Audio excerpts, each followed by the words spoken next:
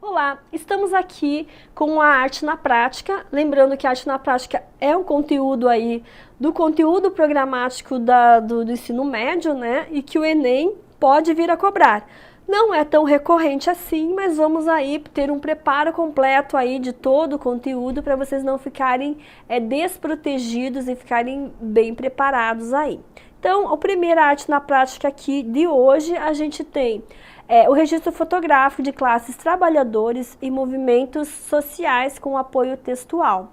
E aqui eu achei interessante, tá?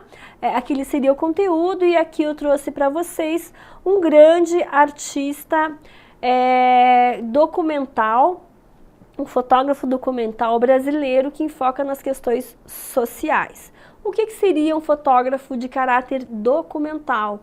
É aquele no qual registra por meio de imagens, uma espécie de um documento iconográfico, tá? Que é por meio das imagens, fatos da história, fatos da humanidade, ou seja, esse período basicamente do Salgado, a gente conhece muito 80, 90, até começo dos 2000, ele tem um enfoque claramente social, ele vai fazer a denúncia da exploração do homem, né? O homem pobre, o homem sem condições, que é extremamente explorado por uma classe superior aí. Então ele vai falar um pouco dessas desigualdades humanas por meio do trabalho fotográfico. Então o artista, que no caso o Sebastião Salgado, tem a possibilidade de criticar a sociedade por meio do seu trabalho fotográfico, então ele é extremamente conhecido por esse viés social, de crítica social. E a gente tem aqui um trabalho dele, vejam que é um trabalho que esse não é um fragmento do trabalho, esse é o trabalho dele, né? Uma das fotos de uma série dele, e que olhando somente para ela, a gente já consegue vislumbrar e ver que são pessoas assim, sofridas, que são humildes, que têm os pés literalmente calejados, né? E que são de uma população mais carente, tá? E o Salgado, aqui tem um crítico que vai falar que as obras dele nos remetem à realidade dos trabalhadores rurais, escravos, trabalhos que tiveram uma vida difícil com poucas oportunidades, mostrando os pés machucados, judiados, mostrando quem trabalhou sem apoio e proteção, sem condições básicas para um ser vivo. Então veja como o trabalho dele é forte e ainda na sua maioria a produção do Salgado, ela toda é feita em preto e branco, justamente para dar esse ar, focar no assunto e dar a dramaticidade. Então veja que com um trabalho só ele consegue dizer muita coisa, somente com o fragmento dos pés dos trabalhadores, ele tem várias séries de trabalhadores que trabalham em condições subhumanas, então ele vai criticar a sociedade, né, capitalista por meio do trabalho dele. Dei uma clicada no site dele, tem várias fases do trabalho dele que são maravilhosos, tá? Então aqui a gente tem uma outra imagem dele, né? Falando aqui dessas pessoas que às vezes têm que sair da sua região, normalmente do Nordeste, e elas estão descalças, andando no asfalto quente, naquele sol arrebatador, né? De 30, 40 graus. E eles são obrigados a sair da sua região por falta de condições de sobrevivência. Não tem água, os animais morrem, nada se planta, eles vivem da agricultura. E esse êxodo, então, dos nordestinos indo para a cidade grande, muitos nordestinos acabaram vindo até para o Brasil. Ele vai falar um pouquinho dessa triste realidade por meio dessa fotografia. Mas o trabalho dele não é, eu vou lá e clico alguns instantes.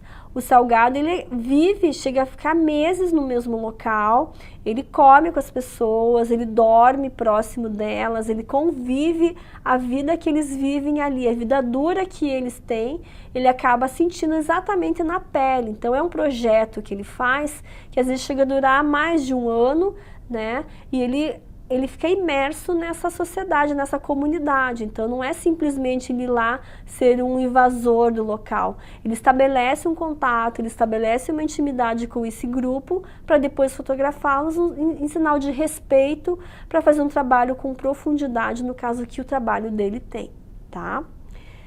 Outra arte na prática seria o trabalho do ilustrador, aí para quem quer trabalhar com design gráfico, quem quer trabalhar com artes visuais, quem tem interesse em atuar aí de repente até em publicidade, né? E o trabalho desse ilustrador, eu pensei um pouquinho aqui em trazer para vocês esse resgate aqui da história, que é o Murra, né? Alphonse Murra, que ele fez parte ali do período do Art Nouveau, já no começo do século XX, tá? Mas vejam que lindos esses trabalhos, não eram trabalhos artísticos dele, mas de uma certa maneira é artístico pela beleza de detalhamento, mas eram capas de revistas, embalagem de produtos de beleza. Então veja a riqueza de detalhamento dessas obras, pessoal. É maravilhoso o trabalho do Murra. Deem uma clicada e veja a quantidade de trabalhos dele que tem na internet, como o trabalho dele trabalha com esses arredondados, esses adornos, um pouco desse toque oriental que eles chamavam de japonismo, né, com influência, muitas flores, essas roupas bem esvoaçantes. Então o trabalho do Murra como ilustrador aqui é bem significativo para a história aí da arte, né, e deem uma olhada em outros trabalhos dele, tá? Um outro ilustrador muito conhecido aqui nosso no Brasil é o Di Cavalcanti. Di Cavalcanti é artista plástico que fez parte ali da Semana de 22 com a Anita Malfatti, com o Mário de Andrade. Mais tarde quem assume junto é a Tarsila, não estava na abertura da Semana de 22, mas ela fez parte desse grupo modernista. O Di Cavalcanti, além de pintor, né, conhecido por retratar aí, o pintor que retratava as mulatas do Rio de Janeiro, ele também era ilustrador.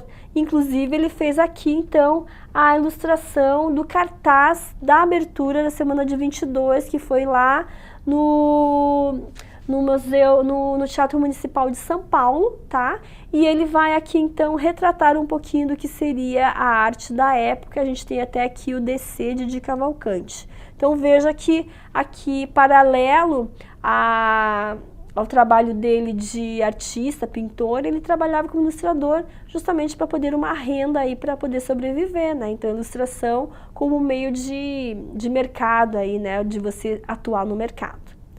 O Roy Lichtenstein, ele não era exatamente um ilustrador, mas eu trouxe aqui porque ele faz um caminho inverso bem interessante, que ele se apropria aí de fragmentos de histórias em quadrinhos da década de 50, 60, tá? Que eram extremamente coloridos, enfim. E ele pega essas reproduções que são feitas em massa, em grande quantidade, com processo industrial mesmo, e ele reproduz tudo o que é industrial, que vem do ilustrador, do criador dos HQs, ele vai aqui trazer por meio de pintura. Então ele retrocede no processo, ele faz colagem e faz pintura aqui. Então achei interessante de trazer para vocês aí essas possibilidades. E temos também Toulouse-Lautrec. Toulouse-Lautrec, ele é um artista ali mais já próximo ali dos impressionistas, dos pós-impressionistas. Ele era um amante ali da vida noturna, que tinha os cabarés, tinha as grandes apresentações teatrais, de dança, de música, e ele era ali uma espécie de artista gráfico oficial que fazia então os cartazes das grandes apresentações artísticas de outras áreas. Então veja que ele, além de pintor, ele tinha uma outra função aí, uma função profissional. Com relação a outra arte na prática, que seria o trabalho do pintor, eu trouxe aqui o trabalho da Adriana Varejão, que é uma artista plástica brasileira contemporânea. Ela aqui faz um trabalho maravilhoso de retomada aqui do barroco português, das pinturas também dos holandeses que vieram para o Brasil, e ela faz esses desenhos aqui, essas pinturas, numa espécie de uma reprodução de azulejos, como se fossem grandes azulejos daquele período do barroco português, da vinda dos holandeses aqui no Brasil, e ela reproduz fragmentos do mar aqui, bem numa retórica barroca, com muitos adornos, até mesmo do rococó, da época lá do barroco colonial, do período da colonização no Brasil. Isso ela faz numa espécie de uma instalação, então ela ocupa gigantesco isso, né? Tem lá os seus 5 metros, 10 metros de largura por seus 2 metros de altura. E ela reproduz, então, esses grandes azulejos como se fosse uma instalação. Então, veja que a pintura aqui, ela assume um outro caráter, quase objetual. A pintura é feita no espaço, ela ocupa um espaço e não é posta somente na parede, tradicionalmente, como a gente conhece, tá? Então, aqui o trabalho dela é bem bacana. A gente tem como arte na prática o trabalho dos desenhistas, tá? O desenhista, enfim, ele pode assumir várias áreas, ele pode ser um desenhista técnico, né, que faz projetos arquitetônicos, enfim, ou até ilustrações, como eu mostrei para vocês, que também não deixa de ser um desenhista, que faz storyboard para o cinema, que ele faz projetos de decoração, enfim, ele pode trabalhar com moda também. Então, a atuação do desenhista, ele é muito ampla, tá? Aqui eu vou tratar mais especificamente do desenhista nas artes visuais, do desenho, né, da linguagem do desenho nas artes visuais na contemporaneidade.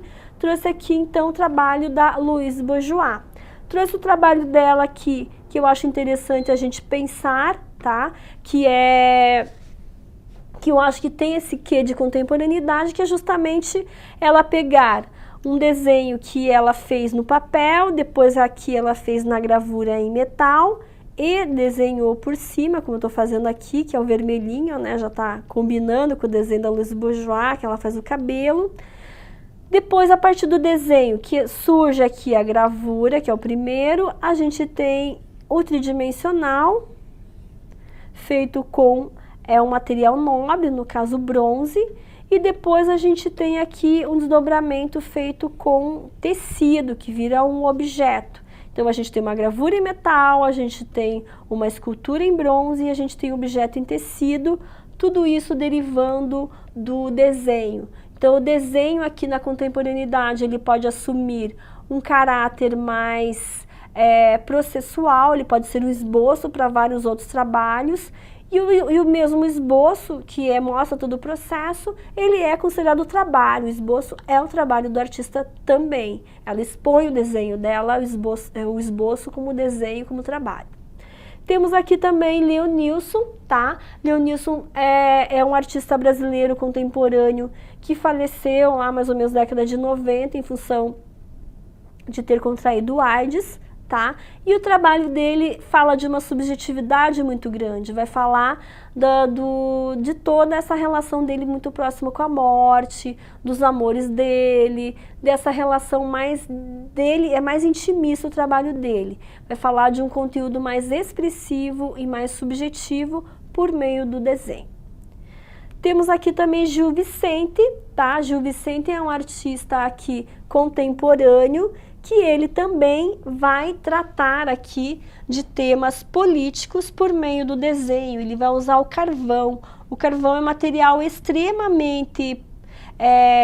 ele não consegue se fixar no papel, então você tem que desenhar e passar o spray para fixar, e ele consegue fazer esses dois desenhos aqui no tamanho natural, então tem em torno de 1,80 m, 2 metros, esses dois desenhos, então feito como se fossem do tamanho do artista. No caso, se trata então de um autorretrato, esses dois aqui que são ele, no caso aí, instigando aí, ele simulando aí como se fosse atirar em personalidades políticas importantes. Então, um trabalho aí de conteúdo bem crítico social.